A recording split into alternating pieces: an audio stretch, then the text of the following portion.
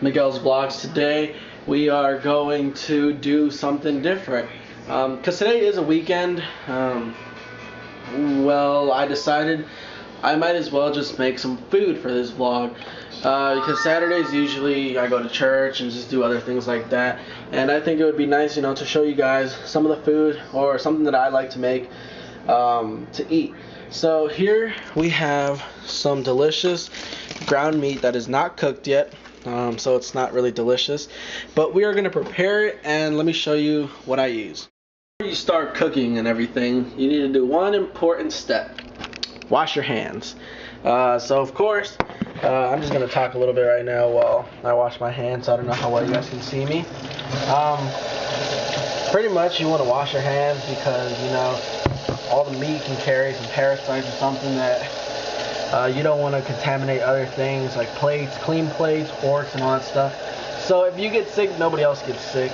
That would be very unfortunate. And nobody wants to sit in the bathroom for like 3 hours just, pissing out their butthole. That's never a fun thing. So, just a quick little reminder, wash your hands and just try to be as cleanly as possible. So one thing I do love to use when I cook is either beer or wine. They both give it a very distinct flavor, but in my hamburgers I will be using wine. So I'm using this wine right here, Frontera Cabernet. So pretty much I just remove the top, and I do this all in the little plastic thing that it comes in, so it really doesn't matter. You can just pour a good amount in there. You just want to let it soak up. One thing that you're going to do is actually break that down. Before I break it down, I like to add a little bit, I call these dry ingredients because they're not wet or anything. One of them is going to be your salt. I use Mediterranean sea salt. So, don't be scared. Just pour it a bunch on there. You can see how much I've put. It's not a lot because it's going to get mixed in. So don't worry about it. Then I also like to use garlic powder. Give it that nice taste. So you want to be generous. Sorry, it's kind of hard to video. Alright, you can put some of that on there. Then I like to use freshly ground, but this is all we have right now. I ran out of peppercorns. So you can also just, lightly lay that on, or a lot. And then the last thing I use are parsley. We ran out of fresh parsley outside because it's getting cold, so we're using dry. But, you gotta work with what you have. So, you close this up, and now it's time to break. Now, breaking this down does get a little bit messy, so I am gonna use one hand since I'm vlogging with the other. But, don't be scared to use both hands while you're doing this. You kind of just want to mix everything around, ingredients, make sure there's not a big clump of salt in just one little area. So you see how the meat is absorbing all that wine? It's going to give it that amazing flavor. And let's see. So now it's all nice and mixed in into a big ball. This is good right here for 2 hamburgers because that's a big piece right there, a big chunk. So we're going to make 2 nice fat patties at it. Alright, so I like to add onion to my burger, but you guys are welcome to add whatever ingredients you want. So, sorry I'm out of breath. I just ran up too many stairs to get the stupid tripod. So, the way I do this is probably different. I take off the top part of my onion because, well, do I want to use the whole onion? Probably not. So I'm going to cut it in half. Alright, I'll probably use a smaller half that I cut because, I don't need that much onion. It's only 2 burgers. So you want to take off, this dry stuff right here that nobody wants. And then I also take off the next layer, which is like this waxy film that, it doesn't really affect the flavor. It just sometimes makes it easier to cut the onion. So kind of just take it off right there, and you can just throw this into your trash bucket.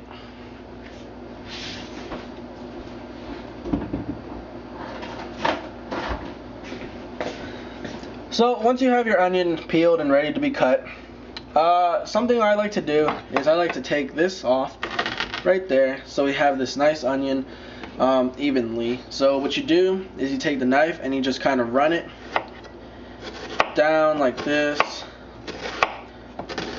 and this is going to give you nice even squares. Now one tip is to hold the onion with your fingers curled.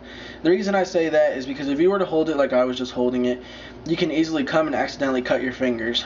While you're holding it like this, your knuckles or this part of your hand is actually protecting your fingers from being cut. So that's just a quick tip, you know, for cutting it. I know I might do it differently a couple times, but then you want to come across down here and start cutting at that kind of angle. I'm going to do it this way because it's kind of hard to do it with the camera in that direction.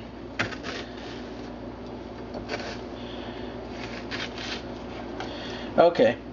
You also want to hold it tight from the side so it doesn't spread apart. My knife is pretty dull right now. I need to sharpen it after this video. But you can see that once you start slicing down, you're getting these nice, beautiful, even cuts. And then you can just cut the little extras on the side. And this will be good to incorporate into your ground meat. And you can easily just grab it. Let me point the camera this way. You can just put it in there too, and then start mixing all over again, and you will have very delicious meat with all the juices and onions giving it flavor. So now when I'm cooking, I like to use a stainless steel pan because it makes life a little bit easier because things don't stick to it as easily. So you want to turn it on. I like to turn it up pretty high. If yours is from like 0 to 8, or I mean 0 to 10, well, I like to put mine on 8. And I get a little bit of this vegetable oil, and I like to put enough to cover the, not the whole pan, but you know, just a good amount. Get it evenly there, and make sure you turn on the right stovetop, because I didn't.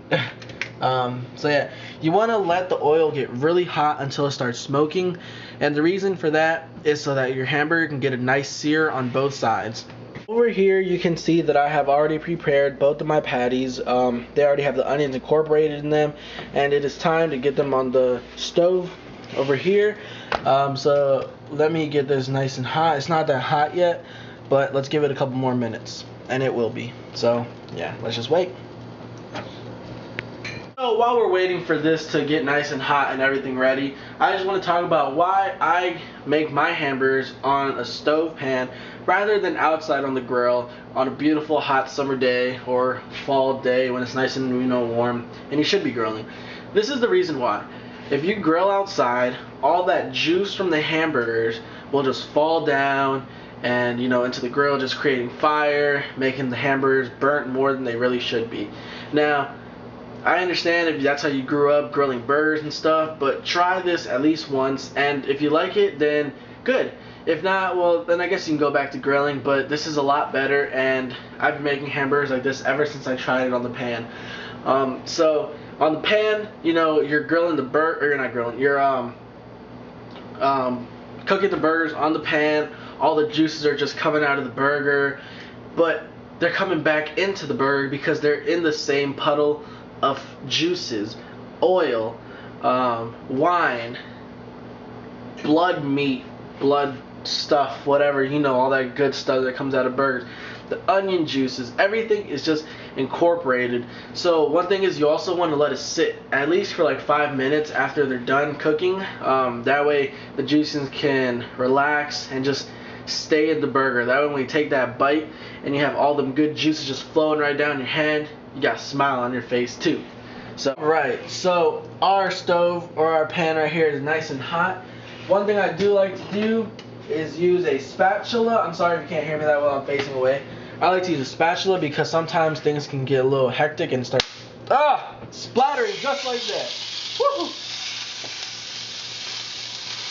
Yeah, there, boy, here we go.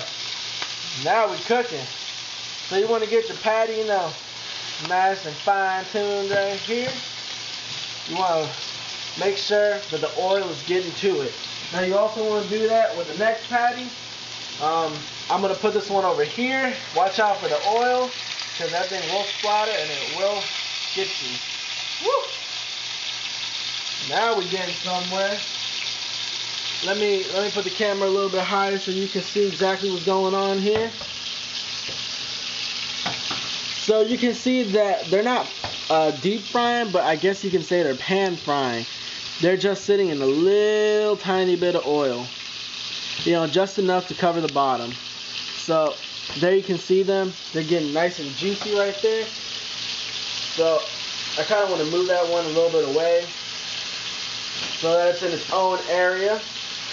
I don't know how well you guys can hear me because I know that this is pretty loud, but also the camera isn't that close to it, it's just zoomed in, so let's hope that you can hear me pretty well. So you're going to let this go on for maybe 5 to 7 minutes maximum, because the way I like my burgers is medium rare. You know, the redder, the pinker that meat is, the more juicier, the better flavor you're going to get. Now, just a disclaimer, if you have young children, you do not want to feed them this, or if you are older and your body can't take certain kinds of foods, you might not want to do the pink meat, because you need to be, you know, kind of healthy and stuff so your body can destroy any parasites that might be left or something like that. I don't know, I heard it in my nutrition class. But, you know, just a word of caution, do not feed this to young kids because it could upset their stomach. So you can see that these hamburgers are, you know, smoking and everything, and you want to turn on your fan, but I'm not turning it on because of the sound it makes, and I don't want that to affect the video. So let me give these a couple 5 minutes, and then I'll check right back. Alright, so these are going to be ready to turn over soon, but just one quick tip, while your burgers are cooking, you want to start cleaning up around your area, not necessarily around here, but where you were chopping up onions and stuff, so you can get ready for the next step, which would be preparing your bread and everything. So let's do that, but first I want to flip these burgers. You know, just come right under. Woohoo! Watch out for that oil. It's hot. You want to turn that over. Look at that. You're getting that good sear. So it's all right if it breaks. Nobody ever died because it broke. Well, depends what we're talking about. Ooh, might have been a little bit overcooked there. So now I'm going to lower the heat because I want to start cooking the inside. So I'm going to lower it about halfway. You know, not too cold, not too hot. We're getting right there in the middle. So it's alright. So you see that smoke, that's the good stuff right there. You can just, I bet all you guys are drooling right now because you wish you were right here next to me cooking this. So let me turn this right here. Alright guys, so now that these are, you know, getting nice and juicy on the inside, you want to get your other stuff ready, which would be your buns. And I'm not talking about right behind you, but I'm talking about in the fridge maybe is where you have them, or in a cabinet ready to be toasted. And you also want to get some tomatoes, lettuce, and onions. You can never have too many onions, just to let you know. But yeah, you want to get those toasted, or you know, you can steam them however you eat your buns. That could have gone. Alright, now these are pretty much done. Well, let me just quickly show you guys right here. You can see they're not burnt, but they are, you know, nice and brown. So I'm going to take these off the stove, and I'm just going to let them sit for at least 5 minutes, you know, or so, just to get all those juices back in the burger. I'm going to take that one out of the oil, push it down. Oh, sorry, I'm not filming. Push it down a little bit. So those are nice and ready to go. Just let them sit. Now we're back over here. I got my buns cooking or toasting. A little bit ghetto right there, but it's alright. We're working with what we got. The only problem is, if you saw, what is it, 2 days ago? My how to clap with no hands. You saw my buns ain't that small. Just those right there on the toaster. Anyway, that was a corny joke. But let's get out our other ingredients. I'm not gonna add onions right now because I just don't want to cut it. I'm just starving. But please add more onions. You know they're good. So let me get some tomatoes and onions and other stuff. Alright guys, here's a quick tip from Miguel. Well, you better take advantage of this because this is the only free one I'm giving you guys. The plate makes a difference. So I went and I bought these nice white square plates. Trust me, when you put food on these things, it makes you look like you are at a 5-star restaurant getting like $100 food on a big old nice square plate. So trust me guys, just invest on a plate. They're like $5 at any store. You can probably find them on Walmart. But yeah, Those are really nice, and they look so nice when you put food on them. Regardless of what you're eating, it looks fancy. So now don't forget to wash your vegetables. That is a very important step in all this. I already washed these. I was just doing that for a quick demonstration. But then you also want to shake the excess water off. And grab the best pieces if you're trying to impress a lady friend. I'm not. I'm trying to impress myself. So you put one there. You grab another leaf. Put it across. Put the bun to the side. Oh, I'm not even recording that. Put it in the center. Put this on top now. Actually, I think I put the buns in the opposite way. Anyway, and you got yourself a nice, delicious burger. I know that's not fancy. I'm just rushing. I really just want to eat. But you're welcome to put ketchup on it or whatever you want. And trust me, this burger is going to taste like you are eating at a Ritz-Carlton in Miami. Amazing. So yeah, let me show you guys the burger. I really wish I could mail you guys food, because I would mail you this burger. Here's the first bite, and it just looks so juicy. So sorry if like juices spill all over the place. Oh, look at my hand. Huh?